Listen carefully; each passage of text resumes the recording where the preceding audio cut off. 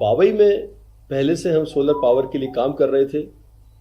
वहाँ पर पहले लगभग 214 एकड़ भूमि सरकार पहले दे चुकी थी वहाँ पर, और जिस हिसाब से हमारी जो तैयारी है 314 एकड़ लैंड की और आवश्यकता थी।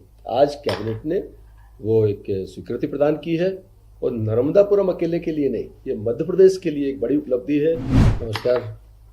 आज का दिन मुझे लगता है कि मध्य प्रदेश की हिस्ट्री में एक बहुत महत्वपूर्ण दिन है, जब प्रधानमंत्री जी की जो 2047 विकसित भारत की जो कल्पना है उसको साकार करने के लिए मध्य प्रदेश एक कदम और आगे बढ़ा है।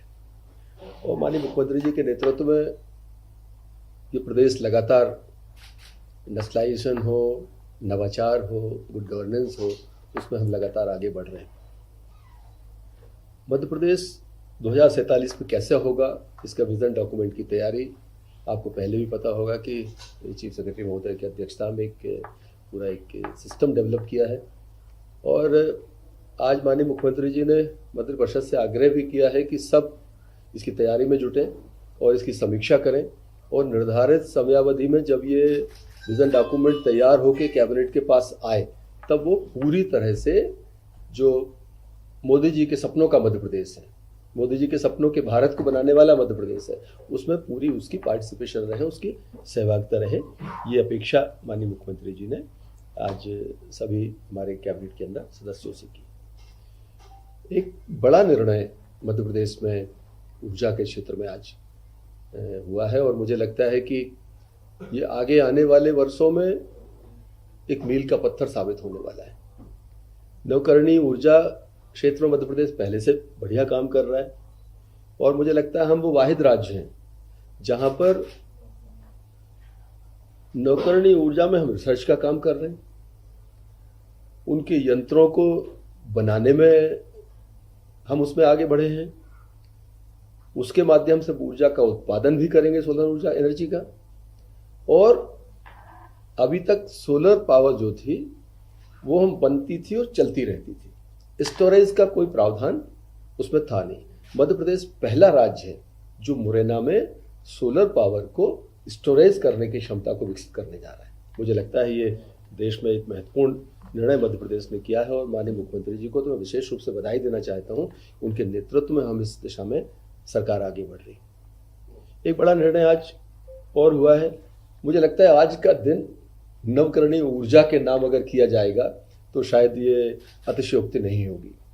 मैं इस बात को समझ सकता हूँ। मैं लंबे समय भारत सरकार की जो पावर स्टैंडिंग कमेटी थी उसमें रहा मैं, और मैं सोच सकता हूँ कि ये मोदी जी का एक सपना है कि बिजली उत्पादन जो है वो सौर की तरफ और विंड की तरफ समय के साथ बढ़ना चाहिए, और आज हमारी सरकार उसमें आगे बढ़ी है। बावई में पहले से हम सोलर पावर के लिए काम कर रहे थे। वहाँ पर पहले लगभग 214 एकड़ भूमि सरकार पहले दे चुकी थी वहाँ पर, और जो मांग और जिस हिसाब से हमारी जो तैयारी है 314 एकड़ लैंड की और आवश्यकता थी। आज कैबिनेट ने वो एक स्वीकृति प्रदान की है, और नर्मदापुरम अकेले के लिए नहीं, ये मध्य प्रदेश के लिए एक बड़ी उपलब्धि है कि लगभग हम इसको 314 एकड़ लैंड, 311.44 एकड़ लैंड के साथ में सोलर पावर का वहाँ पर जो तंत्र खड़ा होगा। और अभी जो हमारी रीजनल इन्वेस्टर्स कॉन्क्लेव जो होने वाली है नर्मदापुरम में, मुझे लगता है उसके पहले हमारी तैयारी होगी कि हम इसका माननीय मुख्यमंत्री जी से भूमि पूजन आदि करा के इस व्यवस्था को आगे बढ़ाएं। और इस परियोजना की बनने से मुझे लगता है इसका क्षेत्रफल विस्तार होने से मध्य प्रदेश में सोलर पावर को लेकर एक बड़ी मांग जो है कि डिमांड और सप्लाई के बीच में जो एक गैप बनता है कई बार, उसकी पूर्ति में इसकी महत्वपूर्ण भूमिका रहेगी। एक हमारा एक भोरी भोपाल जिले में, इसमें भी भूमि आवंटन की और आवश्यकता थी, तो आज जो है इसको लगभग 21.494 हेक्टेयर भूमि नवीकरणीय ऊर्जा के लिए आज हस्तांतरण करने के लिए भी एक अप्रूवल हमारी सरकार ने दिया है। और NITSER का जो अधिनियम के तहत 2008 में की गई थी, संस्थान विशुद्ध एवं अनुप्रयुक्त विज्ञान में अनुसंधान के क्षेत्र में विश्वस्तरीय एवं उत्कृष्ट कार्य कर रहा है। प्रस्तावित अनुसंधान केंद्र का प्रमुख उद्देश्य सोलर सेल की दक्षता में वृद्धि करना, ऊर्जा के नुकसान को कम करने के अलावा पवन ऊर्जा सहित नवकरणीय ऊर्जा के अन्य स्रोतों में विश्व स्तरीय अनुसंधान को बढ़ावा देना है। इसमें मुझे लगता है कि आज की स्वीकृति के कारण इसमें बड़ा लाभ मिलने वाला है। तीसरा एक बड़ा निर्णय जो आज यहाँ पर हुआ है कि जब हमारी सरकार माननीय प्रधानमंत्री जी के नेतृत्व में तीसरी बार एनडीए की सरकार बनी, तो प्रधानमंत्री जी ने, अगर मैं तारीख समझ पा रहा हूँ, शायद अगस्त की तारीख में भारत सरकार ने अपने कैबिनेट में देश के अंदर आवास योजना 3 करोड़ नए आवास, 2 करोड़ ग्रामीण क्षेत्र में, 1 करोड़ शहरी क्षेत्र में जो आवास बनाने का एक कैबिनेट अप्रूवल देश में आया था।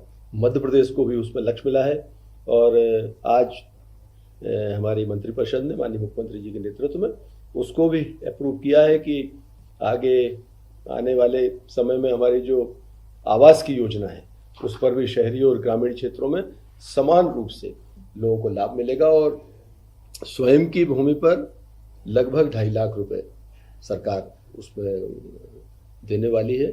और आवास के क्षेत्र में पैसा जाने से एक साइकिल विकास की बढ़ती है।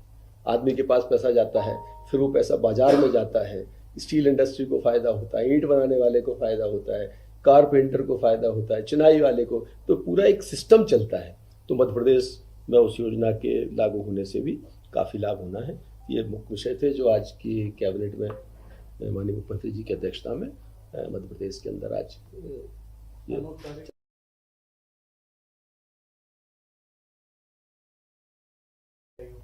नहीं, ये अनौपचारिक जैसी कोई बात नहीं है। आज चूंकि माननीय उपराष्ट्रपति जी का उज्जैन प्रवास है, तो माननीय मुख्यमंत्री जी उनके स्वागत और उस कार्यक्रम के लिए वहाँ पर गए हैं, ताकि मध्य प्रदेश में गुड गवर्नेंस के लिए लगातार मंत्रिमंडल के साथ ही काम करें।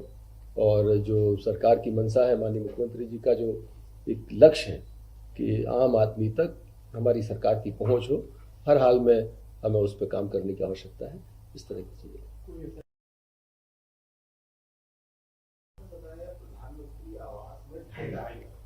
अभी प्रोविजन है मेरे ख्याल से 120 नहीं, इसमें शहरी क्षेत्र में 2.5 लाख रुपए है और ग्रामीण क्षेत्र में 135.15 हजार रुपए देते हैं हम उनकी मजदूरी का मनरेगा से। तो 1,35,000 रुपए सीधा हितग्राही को मिलता है। अगर वो मजदूरी करना चाहता है तो 15,000 रुपए मजदूरी के एवज में उसको प्रदान किया जाता है। ग्रामीण क्षेत्रों में 1.5 लाख रुपए का जो हमारा वो है उस तरह का बैरियर रहेगा और शहरी क्षेत्र में 2.5 लाख रुपए।